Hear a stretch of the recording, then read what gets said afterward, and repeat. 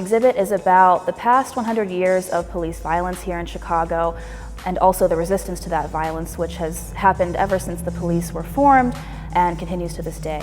Our goal with this exhibit was to bring together artists from all around Chicago, get all kinds of different perspectives on the history of Chicago citizens dealing with police. And we also wanted to provide a lot of resources for people to plug in right now. So we're going to be having teach-ins and panels and workshops, and we're really looking forward to being able to show the current work happening here in Chicago as well. Activism is exhausts you physically, mentally, spiritually. So when specific events like this, it reminds me there are other people that I could heal with. It was an honor to be able to give back to those who are being affected by the violence that's happening in Chicago. And within the space, we were able to come together and put that aside to give back to ourselves. And that was a really powerful thing to be a part of. Rain, rain, rain, rain, rain. Rain, rain, rain, rain, rain. Rain, rain, rain, rain, rain. Even though with the losses grown, it reminds me of those of us we lost.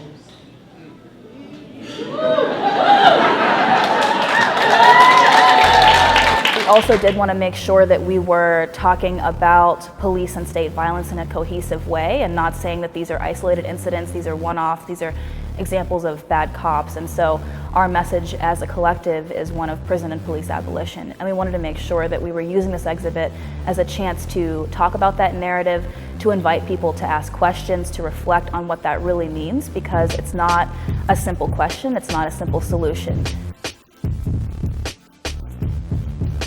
So there's just this long arc of history targeting Black women primarily, but also women of color here in Chicago, and then just this tremendous long history of resistance, particularly around the case of Rakia Boyd. For this exhibit to create the opportunity for me to do work that is really integral to me. It was just lovely, and I really wanted to think about how do I take something that already exists, ads, and reproduce them to something that would be helpful for the movement. Racism means we got to fight. All that sexism means we got to fight. All these politics mean we got to fight. So fight back, fight back, fight back.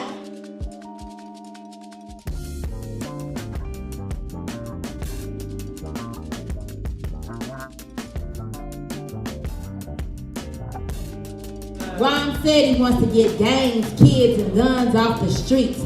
I guess that is why he opposed the CPD's senseless killings and is building the $95 million cop academy in our community that could benefit from so much more. Bad boys, what you gonna do? What you gonna do when this hood priestess, this ghetto gypsy comes for you? Pierre, ain't he here for you today and every day? And I say, ashe, ashe, ashe.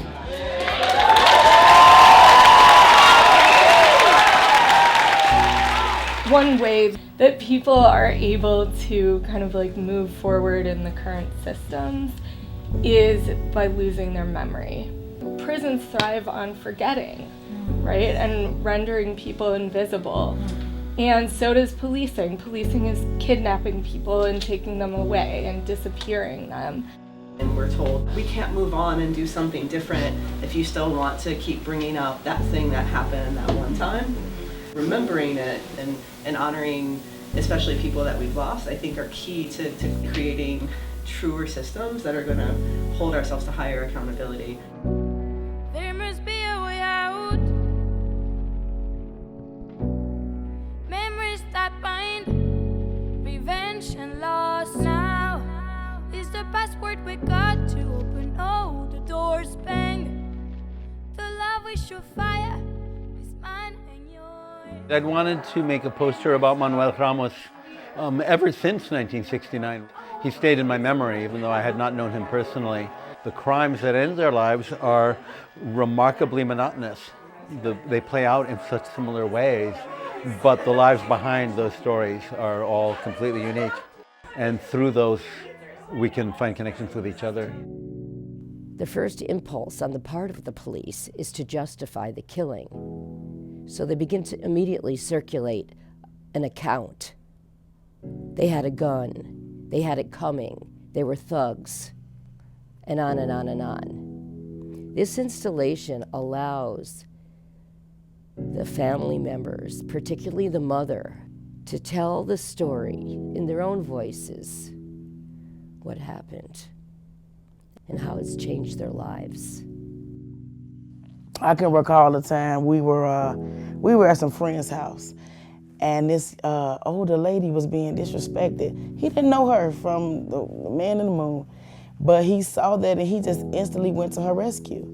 And the guy's like, trying to talk, basically telling him to shut up and mind his business, and he just couldn't do that. Before you knew it, he just bust out these karate moves, and I couldn't believe it. It was like watching a movie. And he ended up fighting the guy, and he showed his martial arts and everything. I was like, wow. I am water under the ground. Water under the ground. I am water under the ground. My blood. My eyes. It's drawing you in. It's asking you to be emotionally available to digest these things and to engage with what it really means to be interacting with such a violent police state.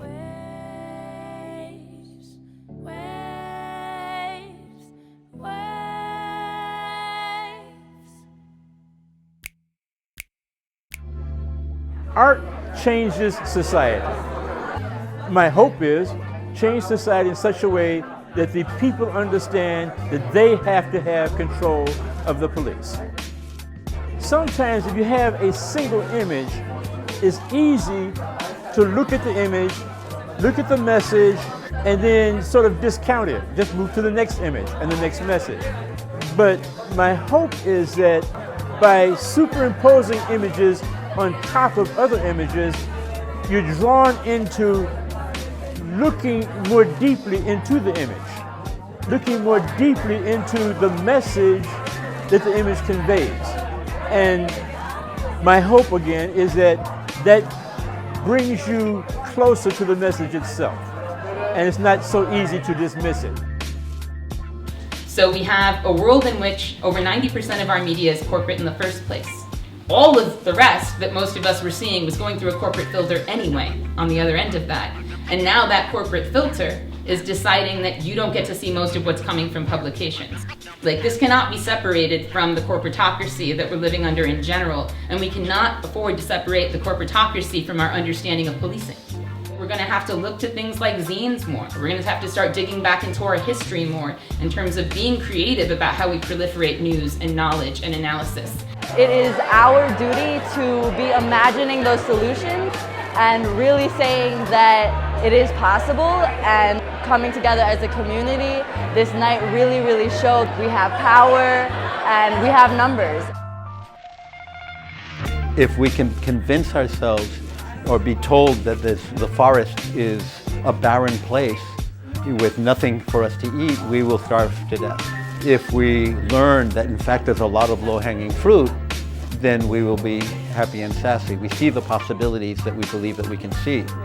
It doesn't mean you can simply wish anything you want into being, but you have to be open to the possibility of success, for example, because if you're not open to that possibility, then the evidence, the pathways, the opportunities simply will never be tangible. They'll never reach you, and you'll never see them, and you'll never be able to act on them.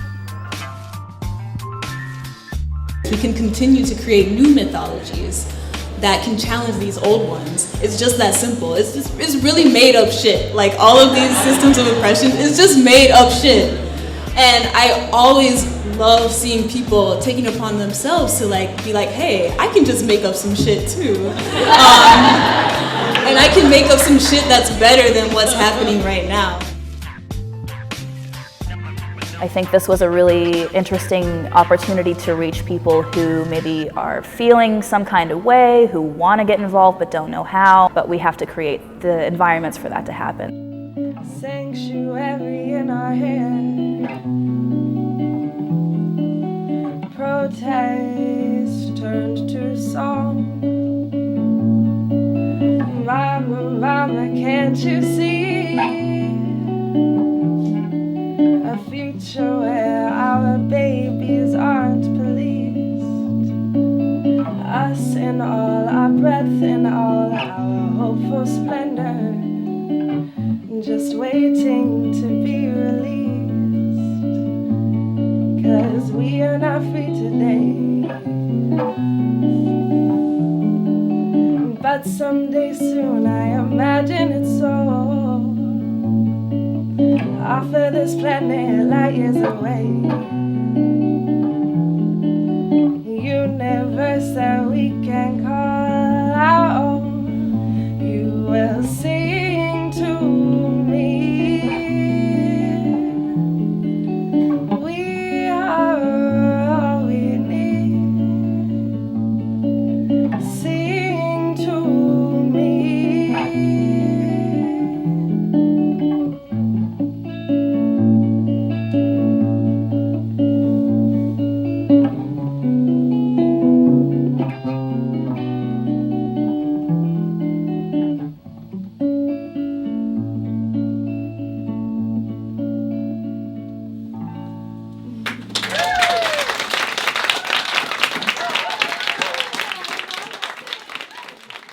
It's just, I believe ultimately that we're going to win because I believe there are more people who want justice, real justice, than there are those who are working against that.